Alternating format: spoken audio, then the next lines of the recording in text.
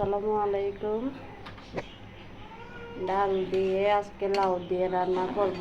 আমার একটু আগে 5 মিনিট আগে ডাল বসাচ্ছি, ডালটা সিদ্ধ হয়ে গেছে।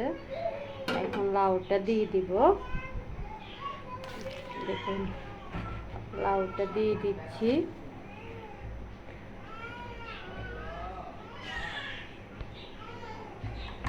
লাউটা দিয়ে দিচ্ছি।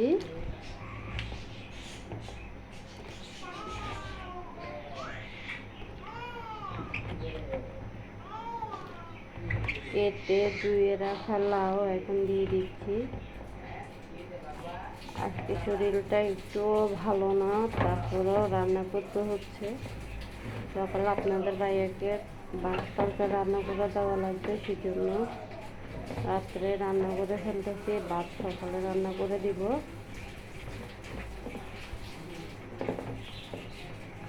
আজকেও কথা বলতেও ভাবতেছি না, নাকের অবস্থা খুবই খারাপ।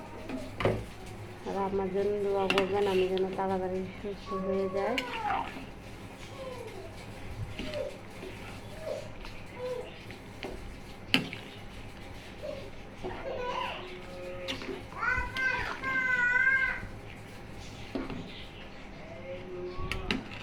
কোনো হলুদ দিই নাই, অবশ্যই একদিন দিয়ে দিব হলুদ গুঁড়া। হলুদ গুঁড়া দিয়ে দিয়েছি, লবণ দিয়েছি। 5 মিনিট চাপা দিয়ে রাখবো। তারপর চাপাগুলো দেখবো সিদ্ধ হয়েছে কিনা লাউ। এমনিতে লাউ তাড়াতাড়ি সিদ্ধ হয়ে যায়। 5 মিনিটে এতটুকু সিদ্ধ হয়েছে, আরও 5 মিনিটে এতটুকু সিদ্ধ হবে। আমি আরও 5 মিনিটের জন্য ঢাকনা দিয়ে ঢেকে রাখবো।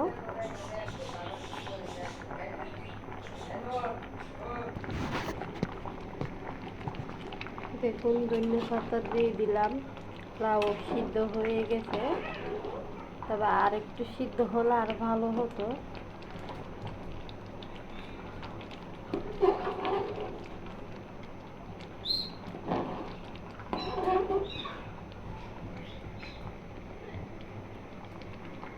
দেখুন কতটা সুন্দর আসছে কালার।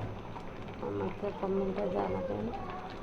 আজকে আমার শরীরটা অনেক খারাপ, সেজন্য ভালো করে কথা বলতে পারতেছি না, গলা ভেঙে যাচ্ছে, নাকিতে পানি পড়তেছে, অনেক সর্দি লাগছে, তবে জ্বর আসতেছে।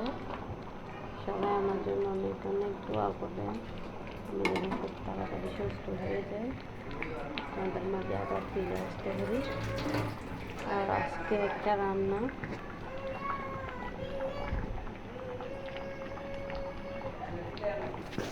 পেঁয়াজ বাছতেছি।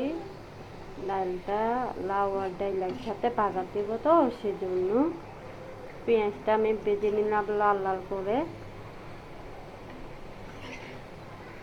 দেখুন পেঁয়াজটা ভেজে নিলাম।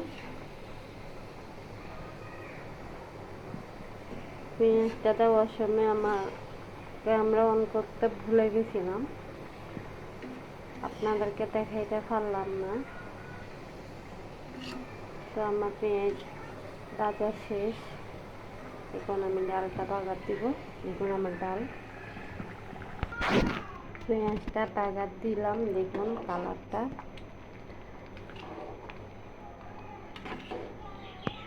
দেখলেন কালারটা কতটা সুন্দর আসছে, দেখছেন কতটা সুন্দর আসছে কালারটা।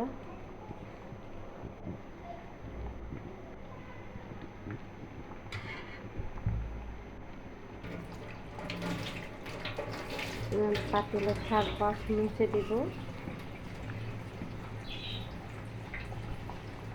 যেন পাতিলটা দেখতে আরো সুন্দর লাগে। দেখুন পাতিলটা মুছে দিলাম।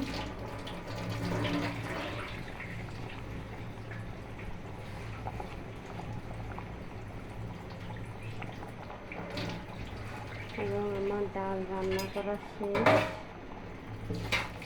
আপনারা তো দেখতে পাচ্ছেন। সবাইকে আল্লাহ হাফেজ, আসসালামু আলাইকুম। সবাই সুস্থ থাকবেন, ভালো থাকবেন।